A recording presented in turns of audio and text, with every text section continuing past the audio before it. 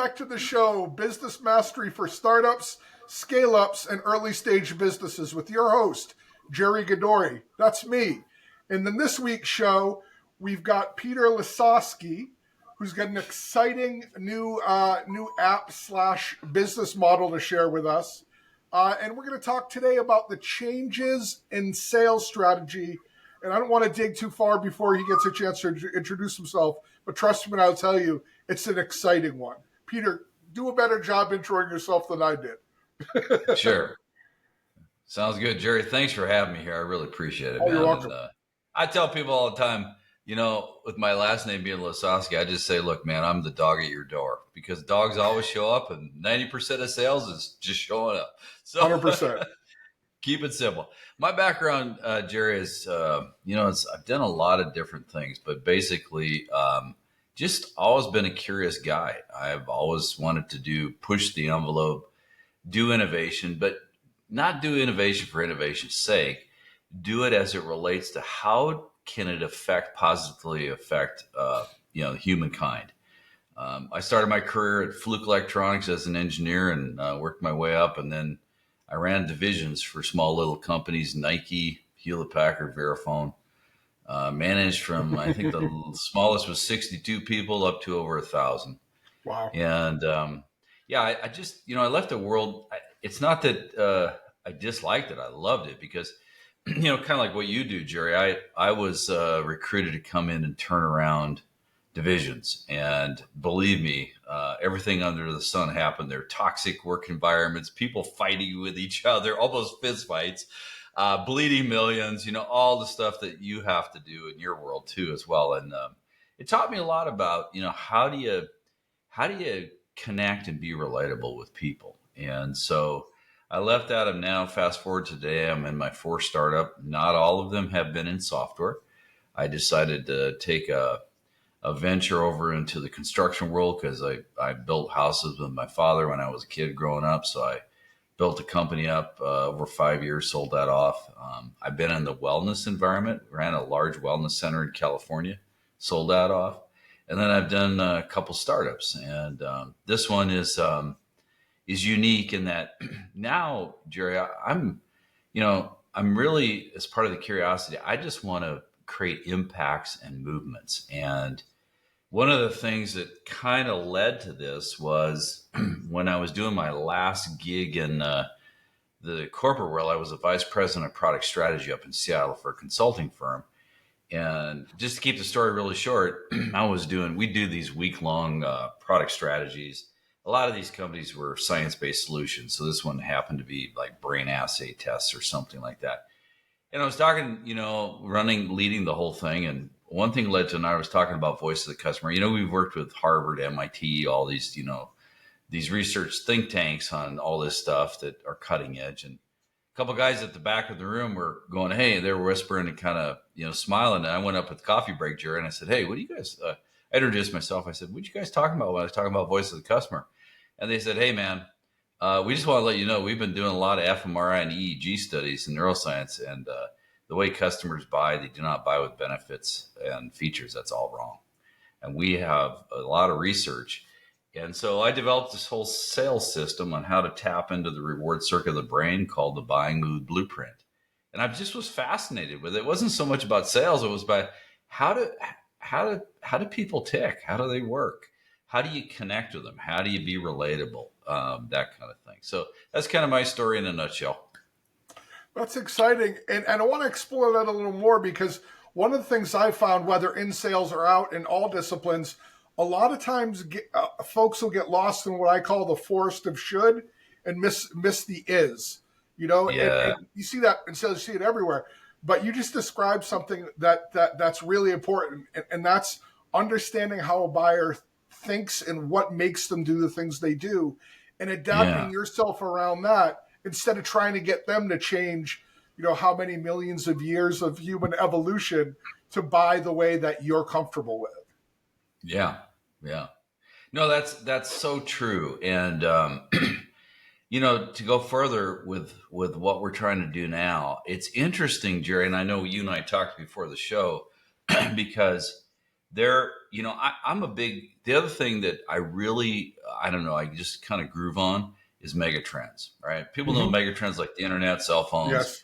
They're things that they're unstoppable forces. I think now I checked, I don't know, about 6 or 8 months ago, 96% or so of the world has a cell phone in their hand.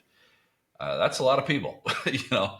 So, when you look at these megatrends, they also can be socioeconomic. And one of the things when I was kind of looking around for, okay, what's the next impact and movement that I'd like to participate in is I ran across this group of people. They're called native digitals. And native digitals are 51% of the global population and growing. They are moving away from us native analogs. You and I that were around before the internet, we're born with a cell phone in our hand. Whoa, whoa, whoa! Are you implying I'm not 20? Is that what I'm hearing? Well, I'll let you state your age, but I'm certainly not a native digital. Although here's the thing, I tell people all the time, native digital are typically 35 and younger, but you don't have to be that age. It's a way. It's not ageism. It's how you Yes. think about things, right? Yes. So I think I look, talk, act like a native digital, even though I'm a native analog, and the reason being is because the world is not shifting, it has shifted. And the behavioral set, especially what's happening online, has shifted. And I talk about this. I know you and I met on LinkedIn.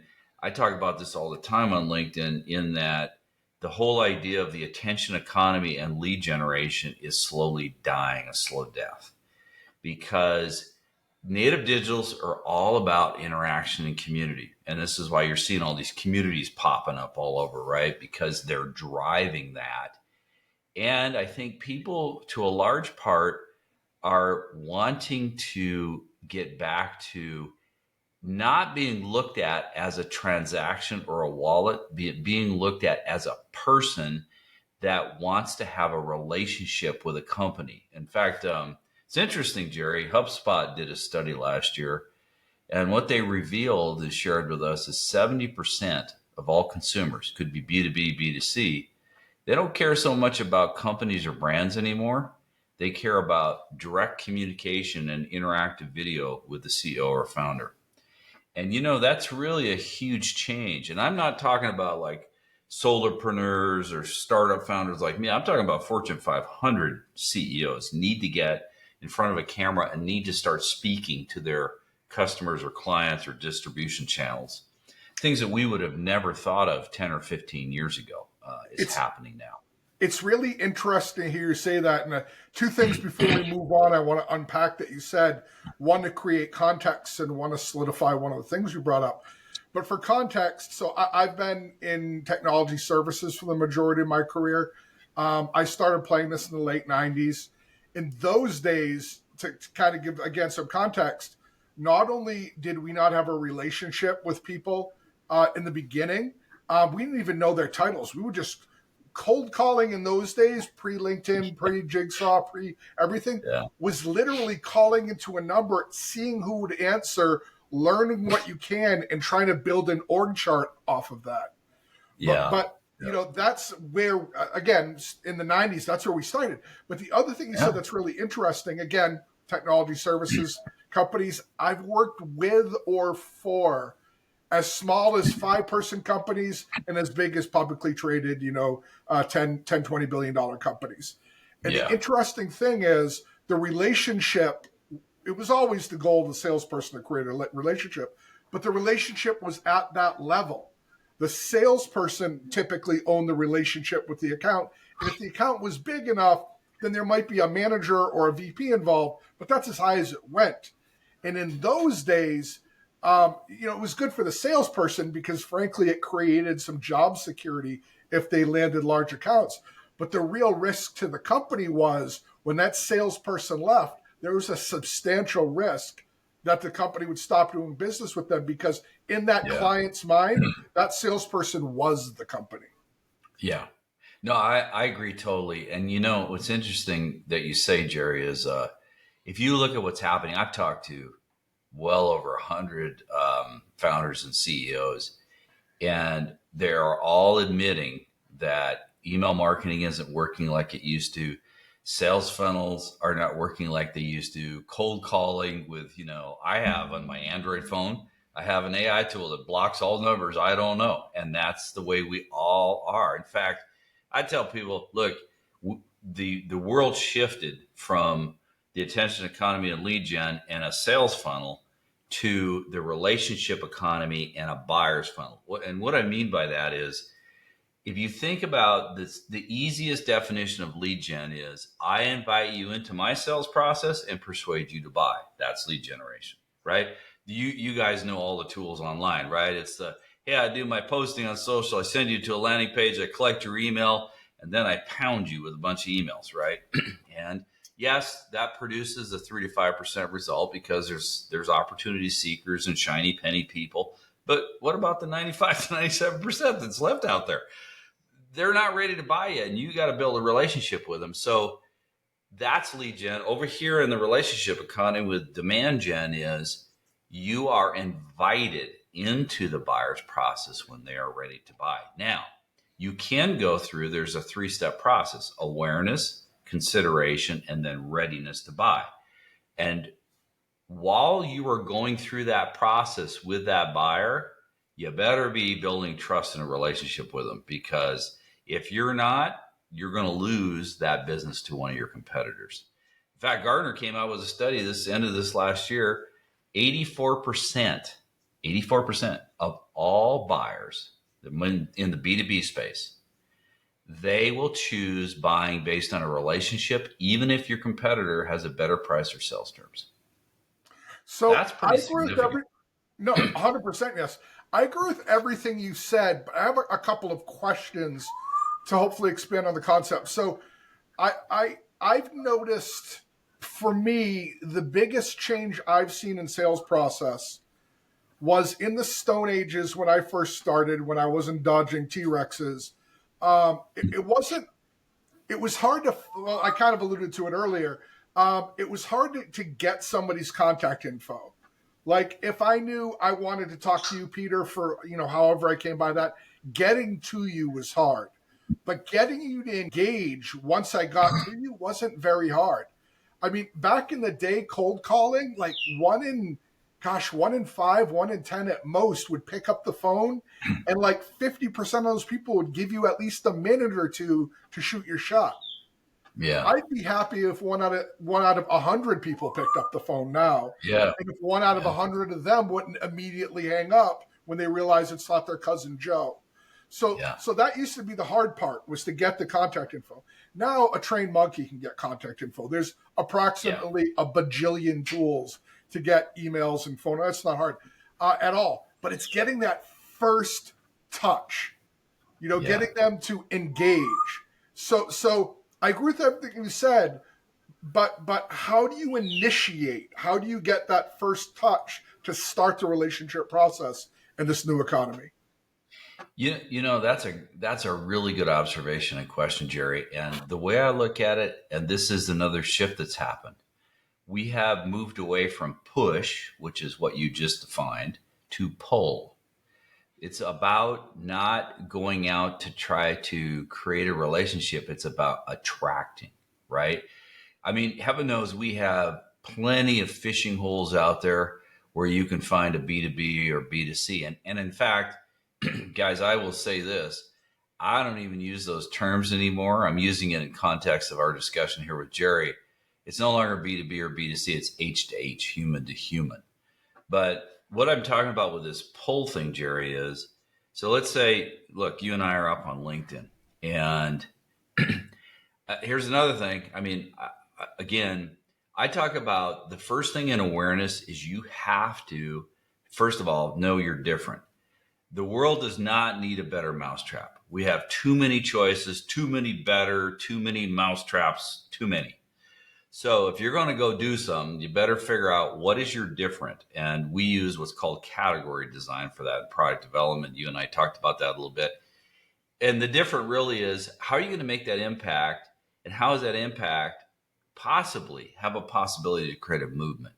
Okay. In that unique point of view, you create this unique point of view story from your different. Okay. And in that, you're talking about here's what I stand for and here's what I stand against. You guys have already heard me. I stand against email marketing, sales funnels, cold calling, all that kind of stuff. I stand for relationship capital, building trusted relationships, creating attraction. So one of the things I will say is in that awareness phase, you are expressing your unique point of view and your change of perspective, because people have to. And here's the thing: if you think about it in terms of traditional sales, right? People are out there and they're doing their daily business, right, or daily consumerism. But everybody, they run into, okay, I've got an issue, I got a frustration, I got a problem, right? So we look at that as they're in their hell. There's a bridge to get to your heaven, right? Problem solution. That bridge is a change of perspective. It's how do you get them to look at your non-obvious solution to their obvious problem and go, wow, I never thought about it that way. And that's what attracts them. Now, here's another thing that I will share. This is my personal opinion. I don't agree with ICPs. I don't think you need them unless you have distribution channels. Like I worked at Fluke, Hewlett Packard. They all had distribution channels. Yes, you need an ICP. An ICP is an ideal customer profile as it relates to the companies you're going to target, not a buyer persona, right? So I just want to make sure everybody gets that straight. So I don't look at having an ICP. What I look at is expressing my unique point of view and change of perspective, and I attract my tribe, right? And so those people that resonate and going, you know what? That guy actually is kind of right about this. And this is stuff over here is not working. So I'm going to kind of listen to what he has to say, because maybe he can get me from my hell over to his heaven, which is the solution that I need, right? And that's where it all starts. Whether you're on LinkedIn, Instagram, TikTok, depending on where your people hang out, there's lots of ways to do that. I will tell you, Jerry, too, this whole demand gen, as far as don't follow the status quo. You and I talked about this off air. Is anytime I see a status quo, I run the other way, because the status quo is like the lemmings going off the cliff. You always want to be contrarian, especially if it makes sense from an impact and a movement standpoint. So what we're doing right now, and you guys are going to see it when you come to our website, the status quo website is what? A billboard website where you just kind of scan down. We're totally redesigning our website, Jerry, to be a demand gen website where it takes them from a unique point of view, change of perspective, the awareness, the consideration, and then the readiness to buy. We're changing everything. And while we're doing that, we're utilizing our relatable tool to create interactive, choose your own experiences and re-engage and nurture. But we're nurturing them based on their personal choice of answers and actions inside our app experience. We are not trying to shove stuff down their throat. We are not trying to create a linear marketing experience, because no one wants that anymore. Peter, yeah, let me stop you because you said a lot, and I want to make sure it doesn't get lost. One of the things I really want to comment on more than ask is this. You mentioned finding you're different, and I couldn't agree more. And I want to expand on that because I see a lot of what I used to call Me Too companies, or the Me Too for Less companies. The importance of the different is obvious. We really don't need to expand on that. But the thing that I think gets lost is the different has to be big enough to overcome entropy. Okay. So if Peter's product is X and I see it, I'm like, I could do that, and I could do it for 5% less cost to my customer. So I just copy him and I make my Y company, but it's 5% less. Is 5% enough to make somebody move? Probably not. I mean, maybe if volume is an issue, but that's a big part of the different that we have to look at. It's not just that you're different. Are you different enough to overcome entropy? Yes. Totally agree, Jerry. And I'm sorry. Go ahead. No, you go. No. I just wanted to add to what you just said, because it's so important. What you said is your difference has to be. You guys all maybe have heard of the book, The Blue Ocean Strategy. See, here's the thing. Yep. What Jerry is talking about is you have to create a blue ocean, which means there's not a lot to compare to what you created. And when you can do that, you kind of got your own price you can charge and things like that, because Jerry's exactly right, especially in my world of software. If you are not different enough, guess what you're going to do, and everybody else? Feature by feature comparison, and it's a race to the bottom on price. So, Jerry, I can't agree with you 100%. I agree with you 100% on that. Yeah, my favorite example of if price is the only differentiator is the airline industry. It's people don't say, I'm going to fly with United or American. They go to some comparison site, they pick the cheapest flight 9 out of 10 times. But the other thing I want to talk about that you mentioned, so that first contact, I mean, for me, I'll use myself as an example. So I wrote a book, I have this show, I do a lot of content development on LinkedIn, I guest on other people's shows. I do everything to get myself out there, and I don't stir controversy unnecessarily, but I have a very defined position on how people should grow companies, how they should treat their teams. And if we align, great. If we don't, that's fine too. But you're not a part of my tribe. It's fine. I don't have a problem with it. But in my mind, before I met you, and I hate to use the word because I feel like such a Cardassian, but I always thought of it as becoming an influencer, developing a trust and authority around a theme, and then utilizing that to draw people to you to create that engagement. And I don't want to misquote you, but what I'm hearing is we've moved away from that too. Is that accurate? Yes, I agree. In fact, I will take it a step further. I don't believe in personal brand. The reason being is because here's the thing. What I believe in, and that's the name of our product, is relatable. I believe in you. Here's the important point of this is, look, I'm in tech. I do AI. I do all this leading edge stuff. I've been to Paul Allen's AI Institute 3 times. I've been invited. But guys, here's where the rubber hits the road. We have people on this earth. And as long as we have people on this earth, people do business with people they like, know, and trust. And people share businesses with people they like, know, and trust.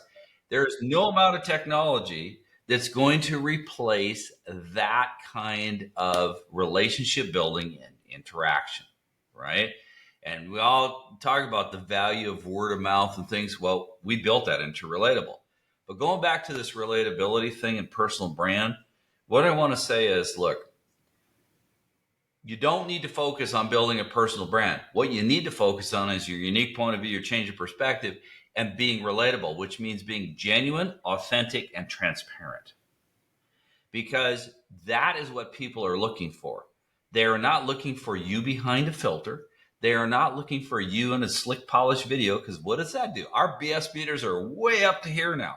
And everybody's going to go, I don't think I trust that guy, right?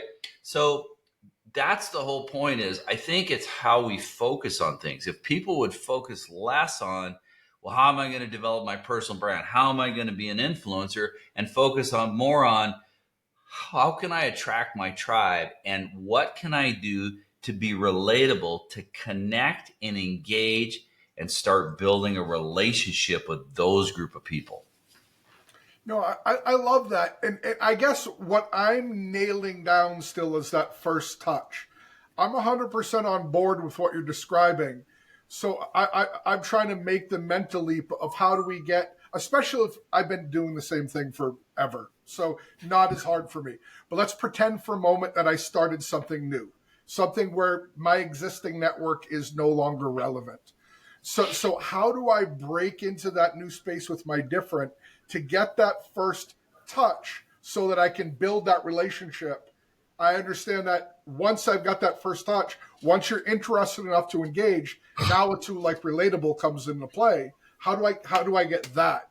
And for me, again, I'm happy to be wrong. What I described what I do. I speak, I do all that stuff. Yeah. Well, here's the thing. I'll say this, Jerry. I am all about omni-channel. Like what we're doing here, podcast, important. Live video on LinkedIn, important.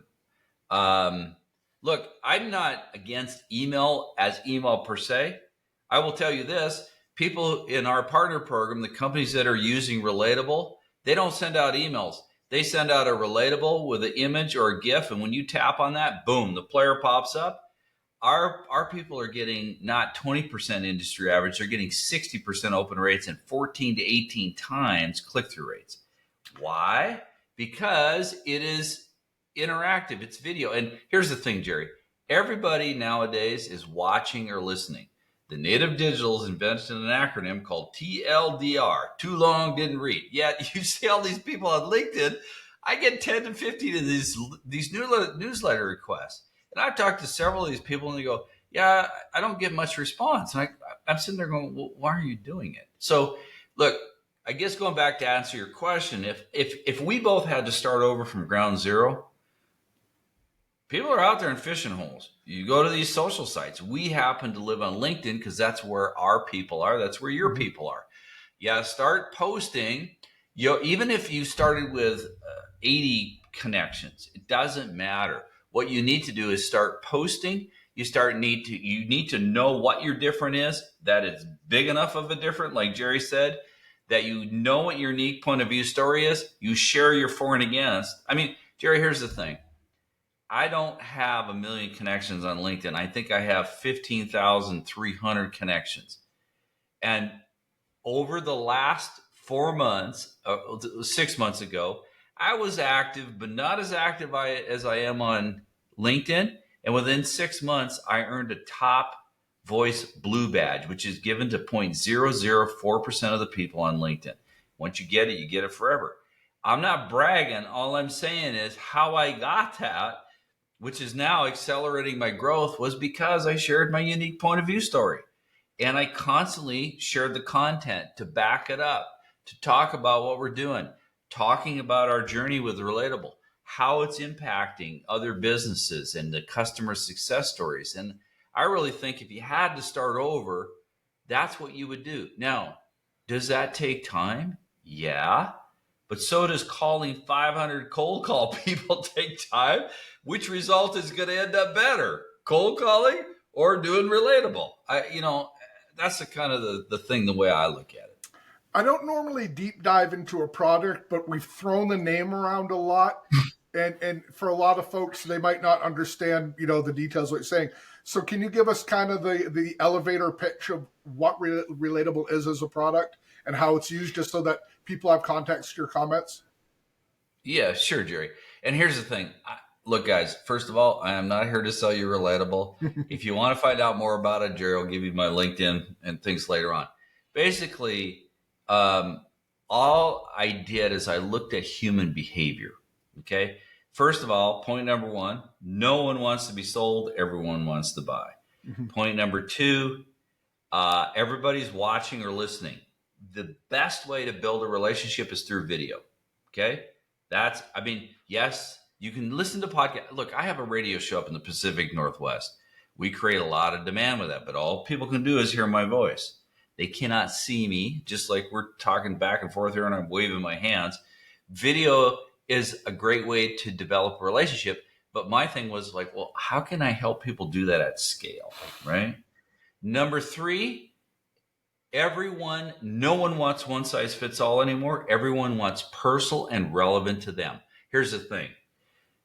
When people come into our Relatable demo, I can say, okay, what do you want to learn about? This, or this. Let them choose, because everybody has a different priority set. Some people may want to go immediately to the price, but other people may want to go, well, how does this thing do this word of mouth thing? Because, man, that's how I build my businesses, on Relatable or on referrals, right? So you got to let them choose their own experience, okay? And then the last thing is people are looking for building trust and relationships with companies. I will say this is why passive video, I'm against passive video. I do use passive video, it's omni-channel, but I'm not totally thrilled with it. And here's why. Because this is the other point in behaviors that have changed. People do not want monologues. They do not want to be talked at. People want dialogues. They want to interact. They want to engage. They want to choose their own experience. And then they also want to receive other content that is personal and relevant to them. So here's the thing, Jerry. the tool itself relatable in my world, even though I created it, it is not as important as how you think about being relatable and making that connection. Now, I wrote a book on it. And that's our framework. It's our mental model and methodology. The book is free. You guys, if you want it, you can go up to my LinkedIn and DM me. But it's called Be Relatable, the eye-opening habit for a new category of human. Because, guys, we all have this relatability in us. We just either use it or we need to reconnect with it. The tool, all it does, like any tool, it just makes it easier to do that. That's all relatable is. It's the vehicle through which. Yeah. Yeah. No, that's exciting. And I appreciate the mental model and the difference between an analog human and a digital native human. I like that better than breaking it down by generation for two reasons. Number one, there's fast adopters and slow adopters in every generation. So I don't think that's the best way. But the second part of it is we have an almost national pastime of trashing whatever generation we're not in. So, if you're a Gen Xer, every other generation is weak. If you're a millennial, then Gen Z is this and Gen X is that. If you're a Zoomer, then, everybody's an idiot. So I like to stay away from the generational hot button where I can. Yep. No, I agree, Jerry. And the thing is, if you think about it, there's this whole thing. It doesn't have to be a clash with analog and digital. What it has to be is an integration. Because here's the thing. The native digitals, their primary reality is the digital space. They're tourists in the physical world. The native analog, our primary reality is the physical world. We're tourists in the digital space. Here's the thing, though. Native digitals pick up these things very fast and can run with it. Native analogs have all this experience and relationship capital that they built up that native digitals don't have. So we have to integrate and work together. It is not a generational thing. It is how do we come together between the two types of way people think to create a better third alternative, right? I mean, I'll give you a story and an example. And this is, again, my opinion, guys. But I do not think Elon Musk and Mark Zuckerberg were very smart when COVID ended and they said, oh, hey, all you guys, you got to come back to the cubicles. Most of those native digitals did the middle finger and they left to go work for startups because they still want to remote work. What happened is now those technology companies are not getting the top crop of native digitals. They're getting middle or bottom of the barrel. Not a smart move, I don't think, right? So this is where an example of how do we have to all work together here to meet the needs of both different types of thinking individuals. Yeah, and the other interesting thing that adds an additional wrinkle to that is other thing COVID did is it really shrunk the marble. And by that, I mean, as folks got very comfortable through remote work, they stopped thinking about national borders as much. Now, Peter and I have spent most of our time in the tech world, so working internationally for us isn't new. But that type of mentality expanded to industries where it hasn't had the presence it's had in tech for the last 30 years. So, I've had, when I was president of Apicera, we had 7 offices in India. We had 1 in the Dominican Republic. We had a couple here in the States. So I was already accustomed to that global perspective. But when you take everything you've already talked about, Peter, and you add, different cultural experiences to it, it makes it that much more interesting. It sure does. And, actually, we could talk about this for a whole hour because, again, being curious the way I am and studying different things. I mean, think about, you can talk about it globally or let's just talk about it in the United States, but it happened around the world. We went from an ag economy to an industrial age. Yes. And during that change, about 95% of the people got left behind. Then we went from industrial age to knowledge worker age, which is where we're here now. And there's a lot of people that are getting left behind. This is why we have so much strife and division. These things are happening. And the thing is, what happened though is the ag age to industrial age was this time period. The industrial age to the knowledge worker age was this time period. It got compressed. Now we're moving from knowledge worker age to wisdom age, which is now getting into this whole, how do we get back to human? How do we build relationships? How do we come together in a way we haven't come together before? So it's not just a U.S. thing; it's a global thing. But if you start waking up and taking your blinders off, you're seeing what there's. This is why we have a lot of strife. I mean, here's the thing. I'll give you a prime example. You got coal miners here in the United States. My grandfather was a coal miner in Marion Heights, Pennsylvania. They blew holes in the ground and they dug coal and sold it for 5 cents a bucket. I know what it is to be a coal miner from my lineage. You look at a lot of coal miners now, what are they doing, right? Not a lot of work for them anymore. Yes, we're still mining coal and things like that, but because we have shifted over to this knowledge worker age so much, there's a lot of these different pockets of population, and it's not small, it's large, that they either got to get retrained or they got to die off. As sad as it is, that's kind of the way things are, but it's happened throughout the history of this earth. I'll add a wrinkle, and I don't want to spend time here because you're right, this could be a whole nother hour. But yeah. The one thing in the change you talked about is the rapidity of that change. So the agricultural, go from hunter-gatherers to farmers was a bajillion years ago. Then the industrial was in our grandparents' lifetime, our great-grandparents' lifetime. The knowledge transition was in ours, and so is the AI one. So that the rapidity of change taxes people's appetite for change. I work a lot in turning around companies and helping them to get to the next level. And one of the first things I test when I enter a new org is for what the appetite for change is.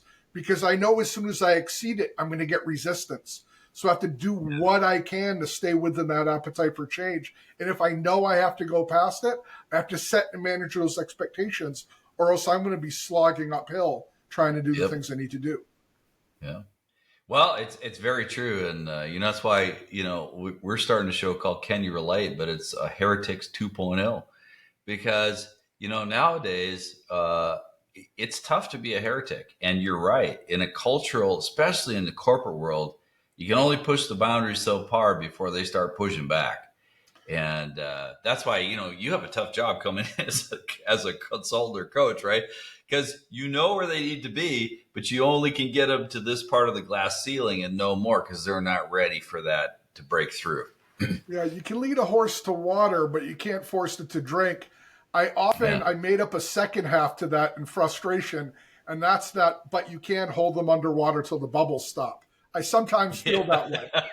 Not too often, but sometimes. That's a good one. But yeah, that resistance is real, and it's all about establishing buy-in. But we're totally changing topics. If we're going to do that, we should end it.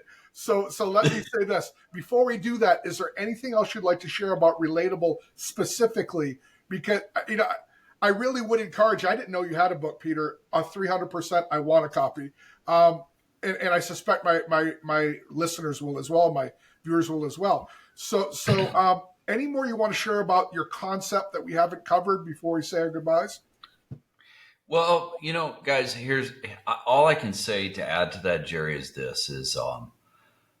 and I see it, we talked about this, from ag to industrial, but it's happening now too. See, the thing is, you can sit there and go, I'm going to do lead gen. I'm going to do email. And what happens is they play the numbers game.